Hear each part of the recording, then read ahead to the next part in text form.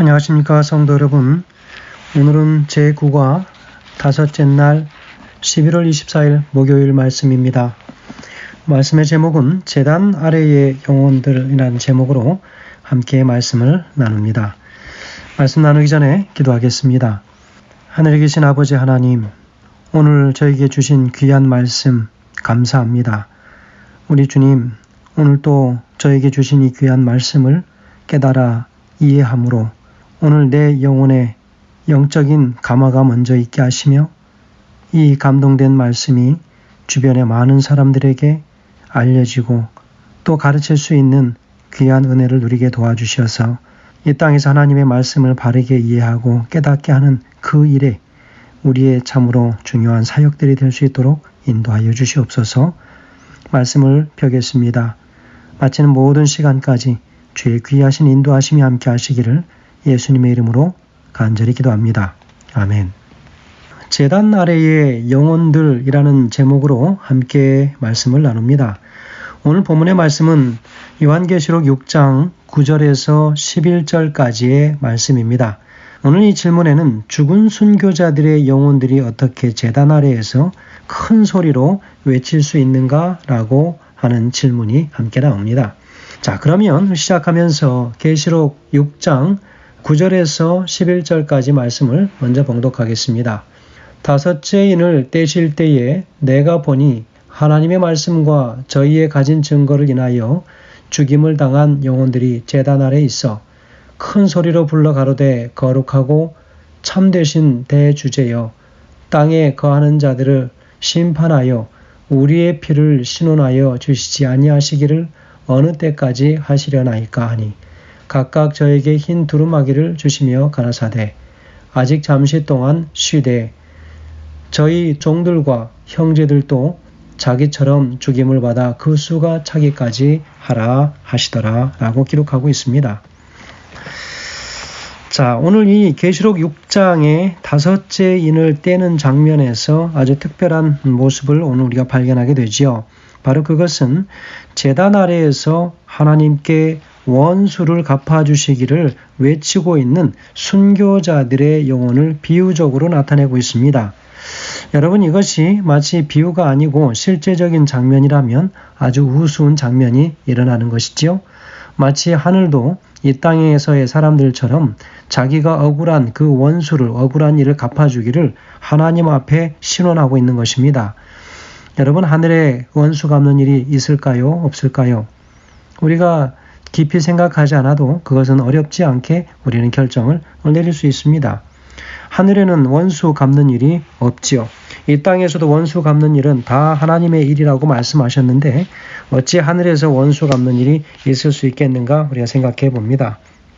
자, 여기 계시록 6장의 7인에 대한 이 말씀을 하는데 첫째에서 넷째 인을 뗄 때 나오는 하얀 말, 그리고 붉은 말, 그리고 검은 말, 그리고 청색 말을 모두 상징적으로 지금 우리는 해석하고 있지요. 그러므로 다섯째 인에 나오는 제단 아래에서 울부짖고 있는 이 영혼도 실제적이 아니고 상징적으로 해석되어야만 하는 것입니다. 그래서 실제적으로 해석한다면 몇 가지 좀 문제가 생기게 됩니다. 그럼 첫 번째로 무슨 문제가 생기냐면 순교자들의 영혼은 모두 그 영혼들이 함께 모일 수 있는 큰 제단이 있는가 하는 거고요. 두 번째는 이 순교자들의 영혼이 하늘에 가서도 복수해달라고 탄원하는가. 예를 들어서 스데반이라고 하는 이 순교자가 돌에 맞아 죽을 때 뭐라고 그랬습니까? 그가 사도행전 7장 60절에서 기도할 때에 주여 이 죄를 저들에게 돌리지 마옵소서. 예수님께서 그렇게 십자가에서 기도하신 것처럼 그렇게 기도했습니다. 그렇게 기도했는데 하늘에 가서는 나의 피를 신원하여 주시기를 어느 때까지 하시려나이까 하고 복수를 해달라고 하나님께 탄원한다면 하늘에 가서 그의 마음이 변심된 것으로 볼 수 있습니다. 여러분, 하늘에는 복수가 없죠. 그러므로 순교자들의 영혼이 실제적으로 하늘 제단 밑에서 하나님께 탄원하는 것이 아니라고 하는 것을 우리는 쉽게 추론해 볼 수 있습니다. 여러분, 본문을 상징적으로 해석할 때 죽임을 당한 영혼들이 제단 아래 있다라고 하는 이 말이 무슨 뜻인가 우리가 생각해 볼 필요가 있습니다. 구약 성소 제도에서 제물의 피를 단 밑에 쏟는 바로 그 일이 있었는데 바로 그것은 그 번제물의 생명을 하나님께 온전히 드렸다라고 하는 그런 뜻으로 해석할 수 있습니다. 왜냐하면 성소제도에서 번제물의 생명을 하나님께 온전히 드리고 생명의 주인이신 바로 우리 하나님께 생명을 의미하는 바로 번제물의 피, 바로 이것을 하나님께 드린 것이죠. 여러분, 생명의 피가 있다. 이 생명이 피에 있으므로 피가 죄를 속한다라고 하는 레위기서 17장 11절의 말씀을 우리가 기억할 필요가 있습니다. 그래서 순교자들의 영혼이 제단 아래에 있다고 하는 바로 이 뜻은 그들의 희생이 온전히 하나님께 드려졌다고 하는 그런 의미인 것이죠. 결국 10절에서 영혼들의 외침도 실제적인 외침이 아닌 것이죠. 그래서 이 아우의 핏소리가 호소한다라고 하는 창세기 4장 10절에 가인과 아벨의 그 살인사건에서 하나님께서 하시는 그 말씀 있지 않습니까? 그리고 야고보서 5장 4절에도 보면 삭시 소리를 지른다라고 이야기하죠. 그리고 계시록 16장 7절에서는 뭐라고 합니까? 제단이 말하기를 그러하다. 여러분, 이것을 실제로 표현한다면, 해석한다면 이것은 아주 우스운 해석이 될 수 있습니다. 여러분, 이런 표현들처럼 의인화된 표현인 것을 오늘 우리는 기억해야 합니다. 그리고 신원하여 달라라고 하는 탄원에도 중요한 것은 신원, 다시 말하면 복수 그 자체에 있는 것이 아니지요. 왜냐하면 강조점은 어느 때까지 하시려나이까 라고 하는 것입니다. 어디까지입니까? 그 수가 자기까지 하라고 하는 이 말씀에서 우리가 보는 것처럼 바로 그 시기에 있기 때문이지요. 그리고 이 시기는 하나님께서 말씀하시는 것이기 때문에 하나님의 주권적 섭리를 의미하는 것입니다. 그러므로 이 말씀의 의미는 순교자들의 희생이 온전히 하나님께 드려졌으며 바로 그 순교의 행렬이 하나님의 주권적 섭리에 의해서 일정 기간 더 지속될 수 있다고 하는 것을 이야기하고 있습니다. 요한이 실제로 그 당시에 하늘을 본 것이 아님을 기억하는 것이 중요합니다. 거기에는 흰색, 붉은색, 검은색, 청황색 말을 타고 전쟁에 나가는 존재들이 없지요. 바로 예수님께서는 거기서 칼의 상처를 입고 피를 흘리는 바로 어린 양의 모습으로 나타나지 않습니까? 네 생물은 기록된 짐승의 특징들을 지닌 실제적으로 날개 달린 생물들을 나타내지 않는 것입니다. 마찬가지로 하늘에는 제단 밑에 있는 영혼들이 없지요.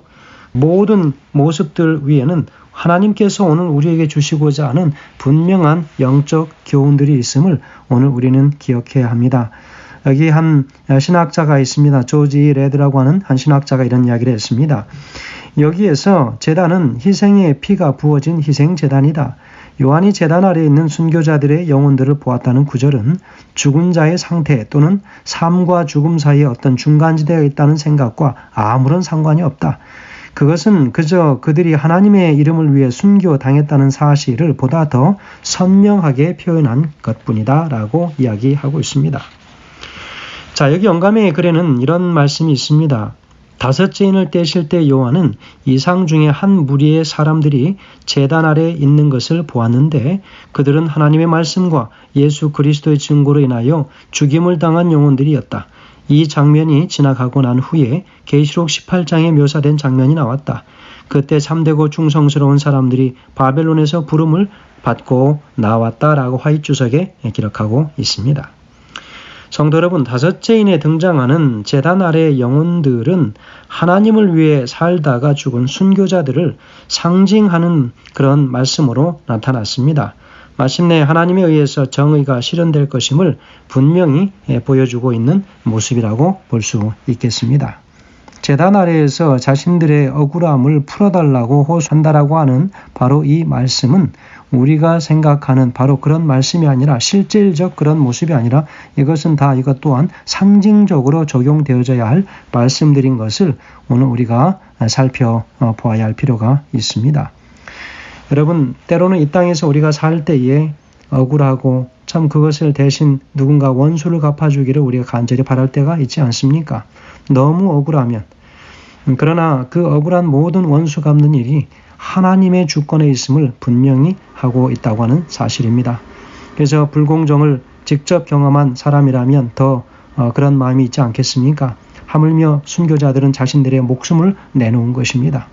이 땅에 살면서 그저 조금 손해보고 내 이름에 조금 먹튀가 튀어졌다고 하여서 그 마음에 복수심을 갖거나 원한을 갖는 것 하나님의 뜻이 아닐 것입니다. 우리 모두 다 모든 것을 하나님의 손에 내어 맡기고 그래서 그분께서 인도하시는 선한 길로 우리의 걸음을 내디지게 되는 우리 모든 믿음의 가족들이 되길 간절히 바라면서 이 하루의 모든 삶을 시작하는 그런 신실한 말씀의 그리스도인들 되시길 간절히 소망하면서 말씀을 드리겠습니다. 감사합니다.